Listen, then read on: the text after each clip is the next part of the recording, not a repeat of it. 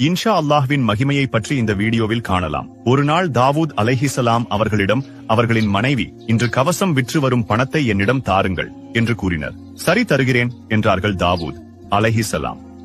ஆனால் அன்று கடைத்தெருவுக்கு கவசத்தை எடுத்து சென்றபோது அவற்றை வாங்க யாருமே வரவில்லை. கணவர் கவசத்தோடு திரும்பி வருவதை கண்ட தாவூத் அலைஹிஸ்ஸலாம் அவர்களின் மனைவி ஏமாற்றம் அடைந்தார்கள். இன்றில்லாவிட்டால் என்ன, நாளை விற்று விடுகிறது என்று மனைவிக்கு ஆறுதல் கூறினர். தாவூத் அலைஹிஸ்ஸலாம் அடுத்த நாளும் கவசம் விற்கவில்லை. அதற்கடுத்த நாட்களும் அதே நிலைதான் நீடித்தது. இதை கண்ட தாவூத் அலைஹிஸ்ஸலாம் அவர்களுக்கு பெரும் ஏமாற்றமும் வியப்பும் ஏற்பட்டது. அவர்கள் அல்லாஹ்வை நோக்கி, யா அல்லாஹ், இதுவென்ன பெரிய சோதனையாக இருக்கிறது, நான் என்ன தவறு செய்தேன் என்று ஏக்கத்தோடு கேட்டார்கள். அதற்கு அல்லாஹ், நீங்கள் உங்கள் திறமையை பெரிதாக எண்ணி எனது ஆற்றலை மறந்து இன்ஷா அல்லாஹ் என்று கூறாமல் உங்கள் மனைவியிடம் பதில் சொன்னீர்களே, எனவேதான் அது விற்கவில்லை என்று பதில் கூறினான்.